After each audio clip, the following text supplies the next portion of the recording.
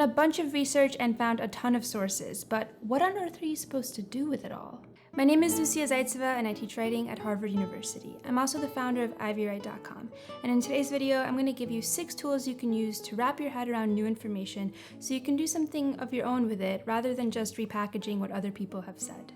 These are tools that people working at the very highest levels of their respective fields use every day, whether they're investigative reporters, professors, and scientists of all stripes, and you name it.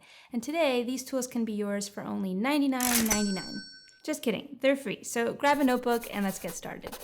Writing a paper that uses multiple sources, whether it's a research paper or some kind of synthesis, can be truly daunting. And all too often, students fall into the trap of sort of showing and telling or writing a book report about what other people have already said and done. But that's like the intellectual equivalent of dropshipping, and you're not putting anything new out into the world. Instead, you're just repackaging what someone else has taken the time to ingeniously create. He recycled this gift! He's a regifter! As you'll remember from the previous video, when it comes to analyzing a single source, be it historical, literary, scientific, or otherwise, there's basically 3 things we can do. We can explain something that doesn't add up, we can demonstrate that something small or seemingly insignificant in the source is actually important, or we can challenge a common way of understanding the source or show how that common approach leads somewhere surprising. Today's video is basically an extension of that list, because even though humans are brilliant and we've managed to do things like put a man on the moon or invent the selfie spoon, we're also not all that original, and we tend to use and reuse the same conceptual tools no matter what problem we're trying to tackle. Or I guess another more generous way to put it is that over the course of millennia, humans have honed their approach to synthesizing information and tackling complex problems. So when it comes time for you to do your assignment to practice those skills, you're not alone. You have the tools developed by countless people who came before you to count on, so let's dive in and see what they are. And to keep things simple, we're going to do this just by zooming into the original 3 tools you have from the previous video, starting with the very first one, explaining something that doesn't add up. When something doesn't add up, it could be for any number of reasons. Like, for example, it's puzzling that people who fundamentally want the same thing, like a Green New Deal to solve the looming climate crisis, disagree on the best means to get there. One side thinks that it's impossible to accomplish our goals without nuclear power, and the other side thinks that nuclear power is a non-starter. The world is full of these examples of people who want the same thing but disagree about the best means for getting there, or people who just want different things entirely.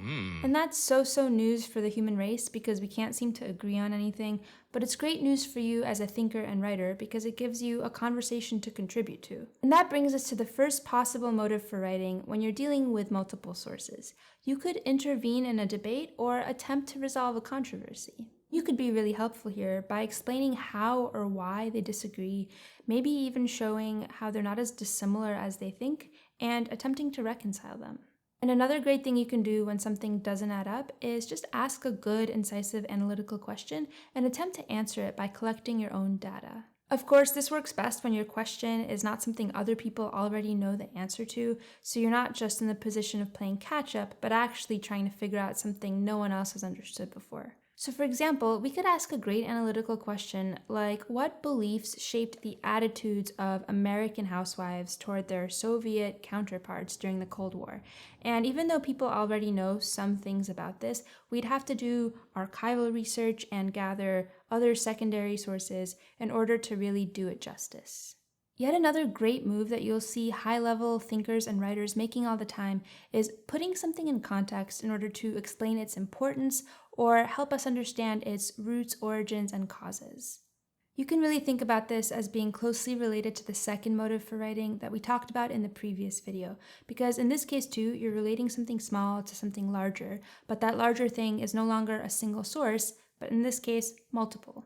To take an example that'll be familiar to you from a previous video, in literary studies, scholars often put a work into the context of that author's corpus as a whole, or their influences, predecessors, even contemporaries. And in the sciences and social sciences, this could look like defending a policy by putting it into the context of a respected antecedent, or even showing us the limits of a current approach to a problem by contextualizing the problematic origins of that approach. And relatedly, you might point out that in an ongoing debate or controversy, everyone seems to be paying attention to a certain set of facts at the expense of others. For instance, for a long time, scholars of history and literature focused explicitly on works labeled travelogues and ignored other works that talked about the experience of travel but didn't fall under that category. As a result, they missed entire swaths of texts that would have been really helpful in understanding people's changing perspective toward travel over the centuries, and they tended to focus on men rather than women, ignoring, of course, that women have a really different experience of travel and certainly did the further back in time we go. And in a case like that, you can imagine your whole inquiry starting from just an inkling of wondering why a certain text by a woman that seems pertinent to this topic isn't talked about anywhere. And so a really common motive for writing that you'll encounter across all disciplines is people attempting to fill a gap and explaining why what they're bringing to the table deserves further consideration. And finally, we come to common or accepted arguments and what we can do with them when we've got more than one source to work with. Healthy skepticism is a great habit of mind to cultivate, and you can really contribute a lot to a conversation by bringing something new to someone's argument in order to build on it, or applying their argument to a new data set that they hadn't thought to do. For example, I might agree with someone's overall argument that modern life is to blame for things like the increased incidence of misaligned teeth in humans, but I could disagree about the mechanism. Instead of blaming soft foods, I could simply say that for modern humans, natural selection isn't as much of a pressure, or not in the same way, as it is in the animal kingdom. And of course, someone could rebut that with a counter-argument of their own, but that's a story for another day. Or I could apply an argument or theoretical lens from one domain to a completely new one and see what insights that yields. People have quite literally won the Nobel Prize for doing this, like for example the economists who applied the insights of psychology to their field and created a brand new field called behavioral economics. When a lawyer argues a case, she might invoke a legal precedent, which is just another way of saying that she's using a previously argued and settled case as a lens onto the present in order to better understand it. And hopefully you're starting to get the idea, but plenty of popular apps are just a result of applying a concept from one domain to another. Like for example, the popular car rental app, Turo, is called the Airbnb of car rental. And I would challenge you at the end of this video to try to think up for yourself a few examples of real-life cases where applying a model from one field or domain to another yields novel insights. And there you have it, 6 different tools that you can use to put multiple sources into conversation and actually do something interesting. You could intervene in a debate or attempt to resolve a controversy. You could pose a question and set out to find the answer to it by collecting your own sources and data. You could put a text into context to help us better understand it. You could fill a gap or point out something that's being overlooked. Or you could test someone's theory by challenging an argument. And finally, you might just use someone's theory or argument as a lens to understand something new. Isn't that so much better than just summarizing what other people have said?